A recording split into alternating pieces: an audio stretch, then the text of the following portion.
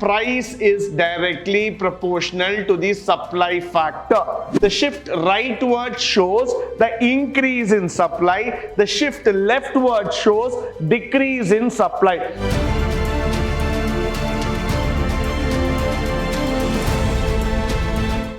Good morning and welcome to the third revision in Unit 1, Business Decision Theories, where we are going to speak about the various factors in the supply analysis. Now, when we are going to talk about the supply analysis, this is all about if the price of the good increases or decreases, an individual firm would be of generally increase or decrease factor. Now, this is known as the law of supply. We all know about the law of supply. So, we are going to look into the graphs right now to make you understand, because in the examination, you might be asked to draw the graph. So, let's learn the supply graph first of all.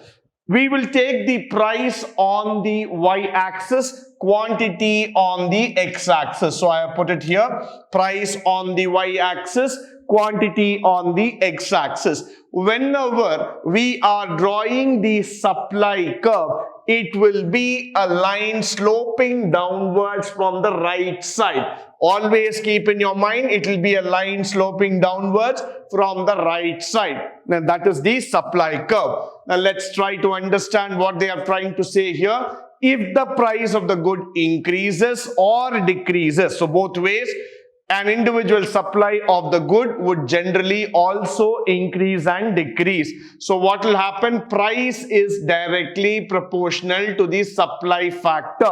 So what is going to happen here is that price is always proportional. That's what the most important thing that you need to know. That's what is the law of supply. As the price increases, supply will also increase. As the price decreases, supply will also decrease. Now, owing to this law, an individual supply curve would generally slope upwards right. As we have told, it's upward right, or would be positively shown as the curves here, S and S. This is how would be your supply curve altogether. Now, moving further. Whenever you are doing a supply analysis, why I have just given you the picture here is that please understand they might ask you in the examination to draw a supply curve with a table. So you can take up an imaginary curve in a supply curve here and also put down a table. So how would you draw the table? First the price and the quantity. So let's say that you start with an imaginary price of 10 rupees. Supply will also be equal here. So almost like, the supply will also tend to increase. So 12, the quantity might go to 14. As the price increases to 14, it might go to 16. So what we are trying to do here is that when the price increases, the quantity of supply will also increase. So in the examination, when you are writing this particular activity, it is mandatory that you put on the supply factors. So you have to tell using the table what is the relationship between price and quantity. So when the price and quantity factors are given, we have to imply the law of supply, which says very, very clearly, as the price increases, the quantity will also tend to increase. That's what we are trying to make you understand here. Now, moving forward, price factor. Now, this is where we need to understand the graph. Most of the times, when you write in the examination, you might not understand what you are writing on the graph and what you are trying to write on the theory. Now, let's look at the graph first. You will have three supply curves here, S1, S2 and S3. Now, there are three supply curves. Now, what is happening is there are two price factors, P1 and P2. So, two factors that we are going to talk here. And there are some points which is H1, H2, F1, F2. Again, price being on the y-axis, quantity being on the x-axis. Now, what are we trying to infer out of this graph? When you see that the price was given at P1, there was a particular limit of supply that was there. Now, when the price increases to P2, you will see the shift in supply, which means the supply will also increase. So first thing, when you draw the graph, in order to make you understand, now let me just draw it up again. There was one supply curve, S1, which was trying to indicate at a particular price P1, right? So that's what you are able to see here. Now, as the price increases to P2, now what will happen is that there will be an extension of the curve. Why is that extension happening altogether? Is because there is an increase in price factor. Moment there is an increase in price, there will be a shift in the supply towards the rightwards. What does the shift on the right side means to indicate?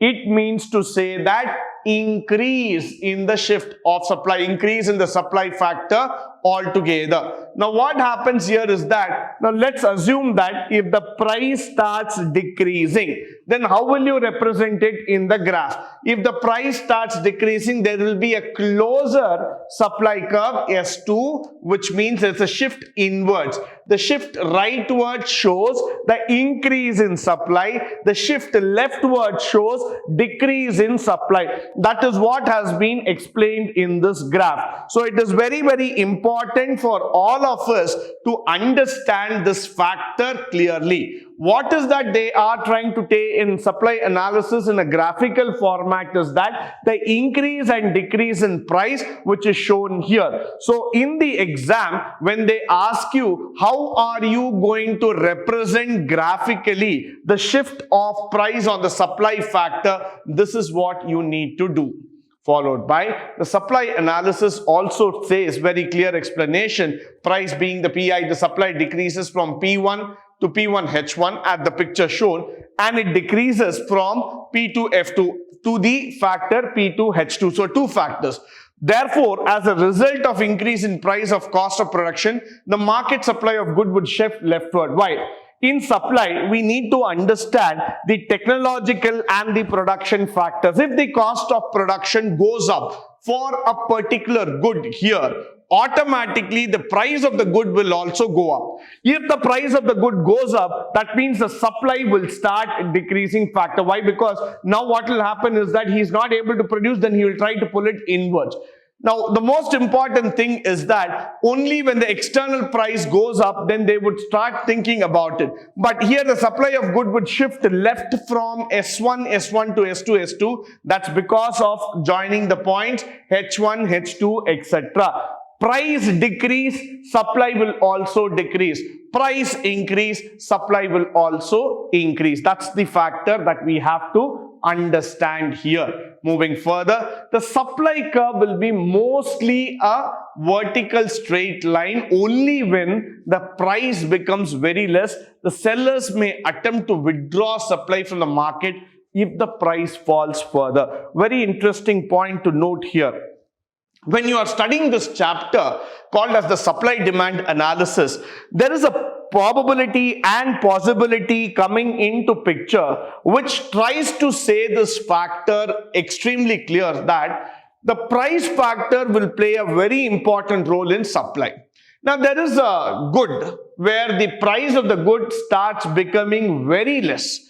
Now what will happen to the suppliers is that they would try to neglect that product completely from the market. The reason is quite simple, because they don't want the product to be supplied at that price. They are not interested because their margins, their profits are not at all workable at that level. So what is very important is that moment the price starts falling down beyond the point, automatically the suppliers would stop getting that product into the market. That's very, very important. Now, I would try to correlate the example here by saying that whenever you start looking out for mobile phones of the previous or older versions, let's say that I want to look for a mobile phone like Samsung Galaxy S1, the first Samsung Galaxy S flagship phone that came. But that S1 phone is not now available in market because we have gone up to S21 Ultra. But then today what is happening is that the moment you ask about a S1 phone, because the value of the phone is so low, there is no margin at all for that phone, or probably no existence at all. There will not be a supply of that product in the market. What people will think that there is no point in even looking into that product because that's not going to fetch them any value at all. So that's why the supply curve in this case, as shown in that figure, would be called as a very short supply curve. That's what we would like to talk about in terms of the supply factor. Now, moving further, let's look at the supply analysis here very, very clearly. When you see this vertical line, that's primarily why, because the price is very, very less. The quantity demanded and supply would almost start coming down. So what happens here is that on your angle, look at the demand factor also. You see the demand factor here and you see a supply here and a mediator value here. So now what happens is that beyond a point, if the price starts falling downwards, let's say that the price starts coming to this angle altogether, they would stop the supply of the product. They don't want that product at all in the market at any cost. So that's very, very important for us to understand. With this, I would like to come to the end of today's session. I hope and believe that all the points that have been discussed here will be of a great value and importance to you. In the upcoming sessions, we shall try to learn more about the other chapters, the problems and graphs. But until then, stay tuned, stay blessed, and stay enlightened forever. Thank you once again for joining me today on this wonderful session.